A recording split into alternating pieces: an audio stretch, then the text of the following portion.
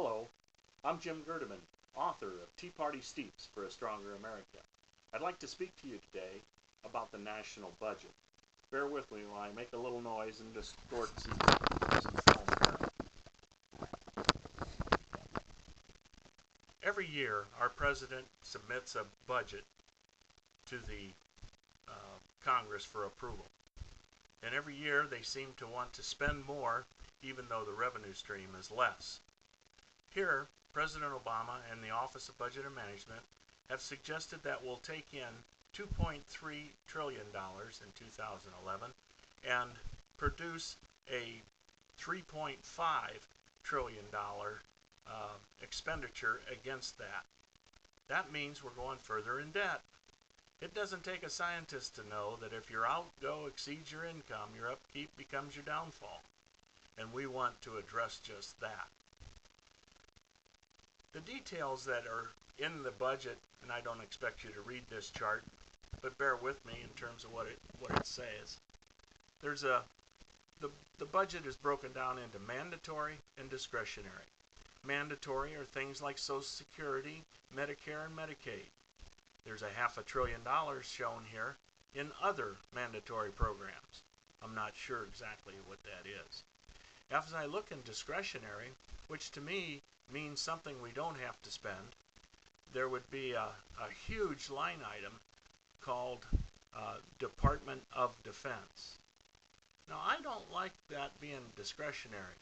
I think Department of Defense is one of the key items that the federal government has to do. If you look at one responsibility, it's to keep us and its citizens of the United States safe. And we need that. So I added that over into the mandatory. And if you look at that, we're exceeding the income level from our taxes significantly.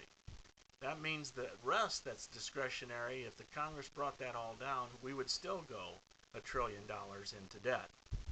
That makes it important for us to look at how we could increase tax revenue. And one way we can do that, we've been saying this for a long time now, to be fiscally responsible, we need more jobs. We need jobs in every capacity that we have. And we need jobs here in the United States of America for our own citizens. I looked at the budget a little further. There are some highest increases and highest decreases and so forth, but primarily what I've seen is that nearly every department is getting a raise in pay, even though we're trying to cut the budget. Now, this is the second year for this. So originally, the budget increases that were given are significant, and now they're going to be significant again. In other words, if I flatten the budget, if I hold it and freeze it, the people that are recipients of the former budgets are going to like it because they just got huge increases.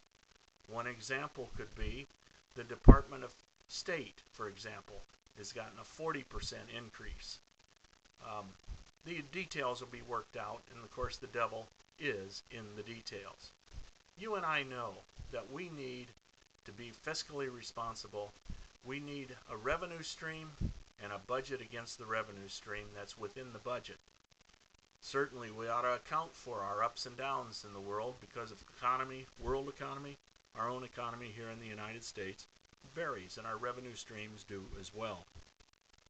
So it's imperative that we define a budget that's less than the incomes that we will be taking in.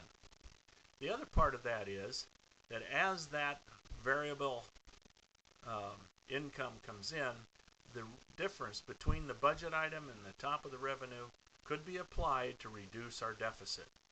And if we strongly hold our principles for fiscal responsibility, we would find that we could get to a zero deficit situation.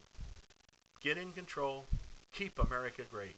This is Jim Gerdeman, author of Tea Party Steeps for a Stronger America.